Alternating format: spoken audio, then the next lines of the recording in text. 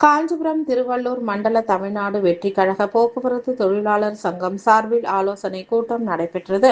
காஞ்சிபுரத்தில் தமிழக வெற்றிக் கழக போக்குவரத்து தொழிலாளர் சங்கம் காஞ்சிபுரம் திருவள்ளூர் மண்டல அளவிலான ஆலோசனை கூட்டம் ஒருங்கிணைப்பாளர் சுரேஷ் ராஜன் தலைமையில் நடைபெற்றது. இதில் நடந்து முடிந்த தேர்தலில் அதிகப்படியான வாக்குகள் பெற்று அதிக இடங்களை பிடிக்க வைத்த வாக்காளர்களுக்கு நன்றி தெரிவிக்கப்பட்டது. தொடர்ந்து காஞ்சிபுரம் பேருந்து நிலையத்தில் பொதுமக்கள், பயணிகள், ஓட்டுநர்கள் ஆகியோருக்கு இனிப்புகள் வழங்கி கொண்டாடப்பட்டது.